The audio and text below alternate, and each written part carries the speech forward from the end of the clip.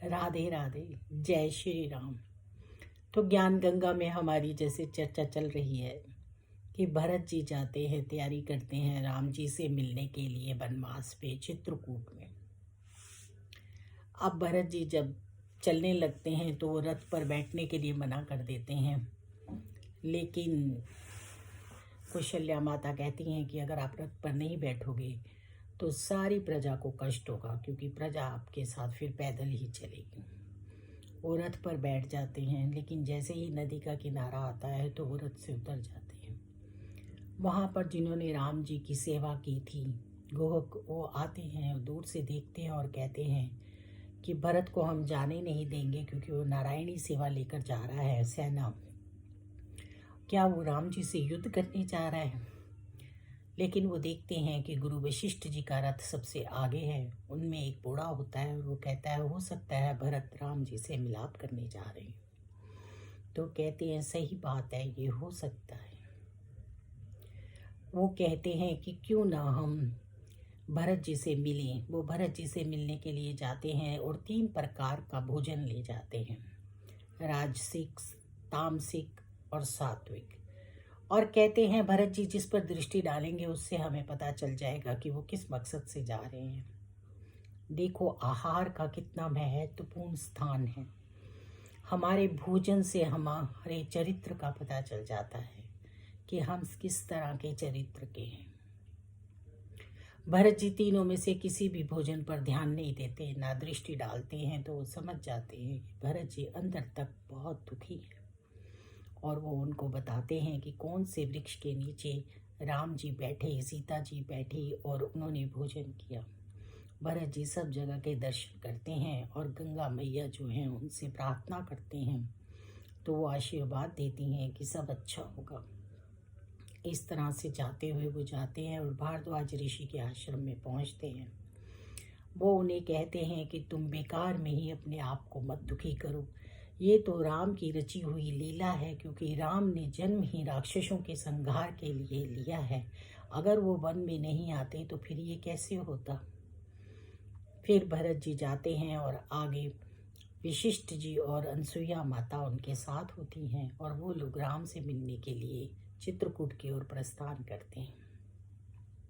वहाँ पर जो भील वगैरह होते हैं, जो राम की सेवा में लगे हुए होते हैं, वो राम जी को कहते हैं कि भरत जी नारायणी सेना लेकर आ रहे हैं, हम आपको बताने आए हैं।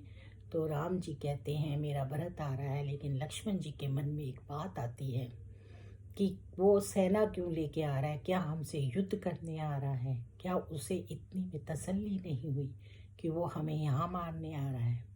तो राम जी समझाते हैं कि बिना किसी को जाने या बिना कारण जाने ऐसा नहीं सोचना चाहिए। भरत जी के मन में बहुत गलानी है कि मेरी माता की वजह से मुझे कलंक लग गया, मैं किस तरह राम से मिलूंगा? क्या राम जी मुझे माफ़ कर सकेंगे? क्या सीता मैया मुझे माफ़ कर सकेंगी? और इस तरह से वो बढ़ते हुए आगे पहुंचते हैं और राम जी को साष्टांग प्रणाम करते हैं और राम जी उन्हें गले लगा लेते हैं। और इस तरह से लक्ष्मण के मन का भी विकार हटता है और सब माताओं को देख के राम जी को बड़ा दुख होता है, क्योंकि दशरथ जी नहीं रहे हुए होते और उनका जो वस्त्र होता है उसे देखकर मान जाते हैं। और फिर राम जी दशरथ जी के लिए श्राद्ध करते हैं। उनके बीच में बहुत चर्चा होती है। भरत जी चाहते हैं कि राम जी वापस लौट जाएं, बल्कि सभी भाई लौट जाएं, मैं अकेला ही तपचर्या करूंगा। लेकिन राम जी उन्हें समझाते हैं कि आप अपने कर्तव्य का पालन कर रहे हैं और मैं अपने कर्तव्य का पालन कर रहा हूँ, हम दोनों ही अपने पिता के कहे हुए कर्तव्यों का पालन कर रहे हैं। इतने में ही समाचार मिलता है कि जनक जी भी आ रहे हैं और जनक जी अपनी बेटी को वल्कल वस्त्र में देखकर बड़े दुखी होते हैं, लेकिन फिर अपने आप को समझाते हैं सीता तुम मेरे साथ चलो। तो सीता कहती है नहीं, जहाँ मेरे पति हैं मुझे वहीं रहना है। माता सीता पराशक्ति की अवतार हैं और राम तो हैं ही मर्यादा पुरुषोत्तम। और इस तरह से वो उनकी वार्ता चलती है कि क्या करना चाहिए और क्या नहीं करना चाहिए। कौशल्या माता तो इतनी सरल हैं कि उनके लिए राम को वन हो या भरत को वन हो, दोनों एक ही जैसे हैं। उनके लिए सब एक समान है। हमें रामचरित्र से बहुत कुछ सीखने को मिलता है। रामचरित्र को अगर हम पढ़ें तो हमारी गृहस्थी बहुत सुगम हो सकती है, हमारा मन बहुत स्ट्रांग हो सकता है। भाई भाई के लिए कितना कुछ कर सकता है और अपने भाई के लिए किसी तरह का लालच नहीं कर सकता, और अपने भाई के लिए क्या कुछ नहीं कर सकता।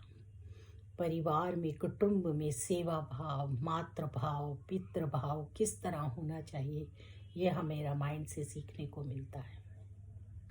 इसलिए हमें रामायण का पाठ जरूर करना चाहिए। हम भागवत चर्चा कर रहे हैं और भागवत के अंदर ही राम जी का चरित्र भी है, जिसे हम पढ़ रहे हैं और आपस में बातचीत कर रहे हैं। राम जी और सीता जी हमें बहुत शिक्षा देते हैं कि पति की सेवा कैसे करनी चाहिए, माता पिता के कर्तव्यों का पालन कैसे करना चाहिए, भाई को कैसे गले लगाना चाहिए, गुरुओं की कैसे सेवा करनी चाहिए और सबका आदर सत्कार कैसे करना चाहिए। तो इस तरह से रामचरित्र से हमें बहुत कुछ सीखने को मिलता है और हमारी चर्चा आगे बढ़ रही है। रामचरित्र से क्या नहीं मिलता, सब कुछ तो मिलता है। अगर हम ये संस्कार बनाएं और अपने शास्त्रों को घर में पढ़ें और अपने बच्चों के साथ इनकी चर्चा करें, तो हमारे घर परिवार भी राम परिवार जैसे ही बन सकते हैं। लेकिन उसके लिए हम बड़ों का फर्ज बनता है कि हम अपने शास्त्रों, अपनी संस्कृति और अपने बच्चों को अच्छे संस्कार दें। आजकल के बच्चों को हम इतना पैम्पर कर देते हैं कि वो हमारी बचपन में ही कोई बात नहीं मानते, तो सोचो बड़े होकर क्या मानेंगे। मर्यादा का होना बहुत ज़रूरी है। जो ज़िंदगी में अपनी मर्यादा रखते हैं, एक दूसरे की बात को सुनते हैं, समझते हैं, वही कामयाब होते हैं, क्योंकि उनमें सहन शक्ति आती है और विश्वास होता है कि मेरे घर में जो मेरे कुटुंबजन हैं वो मेरे हितैषी हैं और मेरे बारे में अच्छा ही सोच रहे हैं। तो चलिए आगे की चर्चा हम कल करेंगे। राधे राधे, जय श्री कृष्णा।